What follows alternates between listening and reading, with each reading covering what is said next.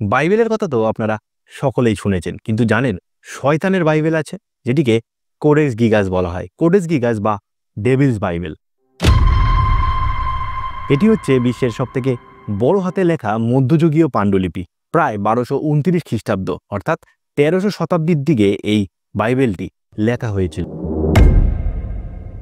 এর ওজন 75 কেজির কাছাকাছি, প্রায় 3 ফুট লম্বা, 20 ইঞ্চি চওড়া, 9 ইঞ্চি মোটা। 310টি পার্চমেন্ট পাতা আছে। 160টি গাধা বা বাছুরের চামড়া ব্যবহার করে এই বাইবেলটি লেখা হয়েছে বলে মনে করা হয়। এই বাইবেলটির ভেতরে পুরো ল্যাতিন ভাষায় লেখা, অর্থাৎ এটি একটি ল্যাতিন বাইবেল।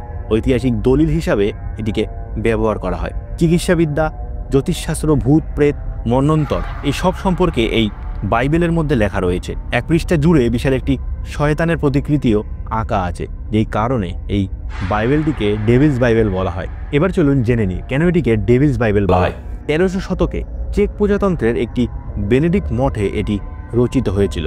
প্রচলিত কিংবদন্তি অনুযায়ী এক ভিক্ষুক গুরুতর অপরাধ করার পর মৃত্যুদণ্ডে দণ্ডিত করা হয় তাকে।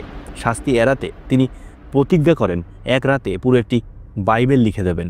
মানব শক্তিতে যে কাজটি অসম্ভব, তিনি নাকি সেটি শয়তানের সাহায্য নিয়ে করেছিলেন। তিনি নাকি শয়তানের কাছে নিজের আত্মা বন্ধক রাখেন। প্রতিদানে শয়তান তাকে এক রাতের মধ্যে একটি মহাগ্রন্থ রচনা করে দেন। এজন্যই গ্রন্থটির একটি পাতায় বিশাল আকারে একটি শয়তানের প্রতিকৃতি আঁকা আছে। তবে দুর্ভাগ্যের কাহিনীও আছে। ইতিহাসে শোনা যায় এই বইটি যেখানে যেখানে রাখা হয়েছে সেখানে সেখানে কিছু না কিছু বিপদ ঘটেছে, আগুন, যুদ্ধ বা অভূতপূর্ব কিছু ঘটনা ঘটেছে। এজন্য এই বাইবেলটিকে অভিশপ্ত পাণ্ডুলিপি হিসাবে মনে করে থাকে সকলে। কেমন লাগলো তথ্যটা? ভালো লাগলে অবশ্যই কমেন্ট করবেন, চ্যানেলটি সাবস্ক্রাইব করবেন, ভিডিওটি শেয়ার করে দেবেন।